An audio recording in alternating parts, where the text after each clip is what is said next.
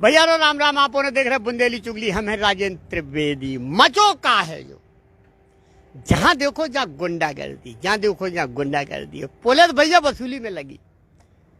कितने थाना गिनाए हम, कितने टीआई बताएं, कितने एसआई बताएं जो सिर्फ वसूली को काम कर रही टाइम पे।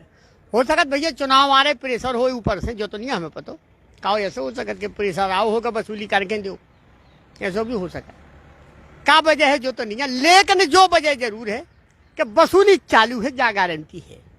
जो मामला है हरपालपुर थाना क्षेत्र को, हरपालपुर थाना क्षेत्र, हरपालीपुर लगत, हरपालपुर थाना को मामला है भैया, क्षेत्र को नहीं, हरपालपुर थाना को मामला है। इनकी जमीन पे माफिया कब्जा कर रहे, दबंग कब्जा कर रहे, और सेटिंग वालों मामला है जिसे पुलिस हाथ पे हाथ धरे बैठी, इन्हें उल्टी धमकी मिल रही। तो जब लाइव प्रस्तुति इनकी कहानी नहीं की जुबानी सुनवा रहे हम, सुनो आपसे भैया ने। भैया का नाम? हमारा नाम नीरज पटेल है। पटेल जी का होगा? हमारे ये हो गया कि 2 फरवरी को हमारे पिताजी की शिवचरण राजपूत, जो दबंग का गांव का दबंग है, पैसे वाला है, क्या है कि हम गरीब ब्राह्मण है गांव के, तो इसने पापा जी हमारे मेड़ पे मिट्टी खोद करके बंदी पर ऐसे डाल रहे थे, उसको थोप रहे थे। ठीक है, ये आया, ये गाली गलौज करने लगा, कुल्हाड़ी उड़ाली हाथ में लिया था, और ये दौड़ता, बार बार दौड़ता और उनको गाली देता।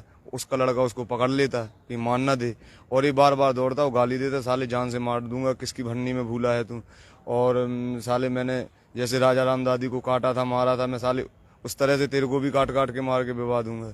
इसने जान से मारने की धमकी दी। वो शाम को घर पे आए और उन्होंने ना खाना खाया ना कुछ किया। घर वालों ने पूछा क्या बात है, तो वो रोते हुए बताते हुए इस बात को उनने दबा लिया। और दूसरे दिन वो रात में सोने गए, यानी कि 3 तारीख को रात में खेत पर जैसे लेटने जाते थे हर समय, तो रात पर लेटने गए, और रात के 4 तारीख को सुबह से 8 बजे देखा कि आ जाएंगे, अभी आ जाएंगे, क्योंकि वो सुबह 4 बजे आ जाते थे। ना आने के बाद में सब लोगों ने खेत पे जाके देखा, वहाँ पे वो नहीं दिखे, तो इसलिए फिर घर वालों ने देखा, इधर उधर कुएं हुए देखे, सब जगह खेत देखे, कहीं ऐसा तो नहीं कि आत्महत्या कर ली हो, ऐसा कुछ हो गया हो, लेकिन ऐसा कुछ सूचना नहीं मिली। इसके बावजूद में फिर हम लोगों ने सब रिश्तेदारियों में सब जगह बात की, सब पता किया फोन लगा करके, लेकिन किसी ने, सबने ना ही किया कि आए नहीं है, यहाँ पे पहुंचे ही नहीं है। तो हमको ऐसा शक है कि जो शिवचरण राजपूत है ये पैसे वाला है। ठीक है, हो सकता है कि इसने अफवाह करवा दिया हो, या उठवा दिया हो रात ही रात सोते, या इसने हो सकता है आत्महत्या कर दी हो। इसका कोई भरोसा नहीं है, क्योंकि ये दबंग आदमी है, और ये गाँव के अंदर हम लोगों को सब जानते हैं, क्योंकि इससे सब डरते हैं। इसके बाद इसके पीछे ना तो कोई उसके सामने कोई अच्छा बोल सकता ना बुरा, इसलिए हम लोग हैं गरीब ब्राह्मण। और हम थाने में हम 2-3 बार हमने एसडीओ नौगांव भी बताया, एसपी छतरपुर भी बताया, अभी तक हमारी कोई सुनवाई नहीं हुई है। तो पापा लौट के अभी नहीं आए लौट के, ना कोई जानकारी, ना कोई जानकारी हमको, ना वो फोन लगाने की कोशिश कर रहे हैं, ना वो हम लोगों से बात करने की। तो हम श्रीमान जी ये चाहते हैं कि हमारी इस कार्रवाई को जल्दी से जल्दी, हमारी इस कार्रवाई की सुनवाई की जाए। हमारा सभी प्रशासन से हमारा यही निवेदन है, आप लोगों से यही आग्रह है। तो भैया को शिवचरण राजपूत, हाँ, गाँव का जो है इस शिवचरण राजपूत दबंग है।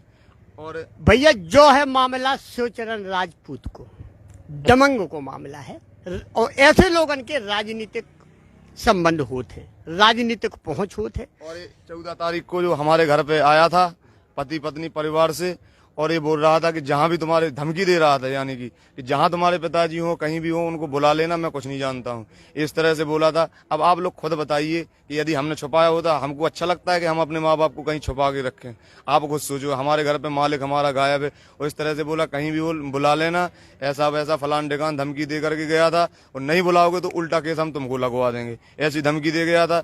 तो क्या अगर ऐसा कानून है, अगर ऐसी कोई बात है, तो फिर कोई बात नहीं है। हम लोगों की, गरीबों की कौन सुनेगा? अगर इस तरह से आप लोग नहीं सुनेंगे तो हम गुजारिश करेंगे, और सभी जितना एमपी प्रशासन है, मैं सभी से अनुरोध करूंगा कि हमारी क्योंकि हम लोग गरीब ब्राह्मण हैं, 2 रुपए की पंडिताई से अपने जीविका चलाते हैं, अपने परिवार को चलाते हैं, इसलिए हमारा सभी से निवेदन है। तो वो जमीन की है जीखे जो मना कर रहे, वो जमीन जो हमारे खेत में थी, बस उसको तो लड़ना था कि बस अपनी दिखानी थी दबंग आई, तो वो पिताजी की हमारी कोई गलती नहीं है, उसमें सब लोगों ने देखा है, यहाँ तक कि मैंने सरपंच को गाँव के दिखाया, सबको दिखाया है, जितने लोग बड़े बड़े सब लोगों ने देखा है, उसमें पिताजी की एक भी गलती नहीं है। और मैं यही कहूंगा कि इसमें हम लोगों की कोई गलती, पिताजी अपनी खेत साइड की माटी काट करके और बंदी पे चढ़ा रहे थे। ये आया, इसकी सोच में ये था कि हमारा खेत काट रहे, बढ़ा रहे हैं, और ये उल्टी सीधी बात करने लगा। इसने तमाम हजारों गाली दी, हाथापाई के लिए बार बार दौड़ता, और वो 70 से 75 साल के थे। ठीक है, इसके भय के कारण हो सकता है कि वो कुछ कर बैठे हो या उनकी कोई ऐसी बात हो गई हो, हमें कुछ पता नहीं, लेकिन इसकी कार्रवाई सशक्त जल्दी से जल्दी कराई जाए। तो भैया अब इन्हें शंका हो रही कि कहूँ ऐसा तो नहीं कि हमारे पिताजी का अगवा करवा लगो हो, या ऐसी बुरी धमकी दी गई हो, या कोनो इतना ज्यादा प्रताड़ना दी गई हो कि जिसे उन्हें आत्महत्या कर ली हो। अब जब बात इनके मन में संशय है, प्रशासन से इनकी यही गुहार है कि जल्द से जल्द हमारी सुनवाई करी जाए, हमें न्याय मिले।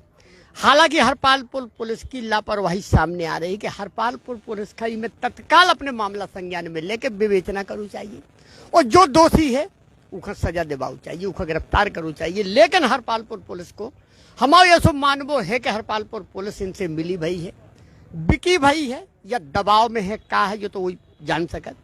लेकिन बुंदेली चुगली जो जरूर है कि जब तक इन्हें न्याय न मिले, जब तक बुंदेली चुगली इनकी आवाज उठाउत रहे, दिखाउत रहे। तो भैया जा खबर हमें तई पे समाप्त कर रहे, फिर कोनो खबर लेके आप लोगों के बीच में हाजिर होगी। तब तक के लाने सभी जन का माई राम राम।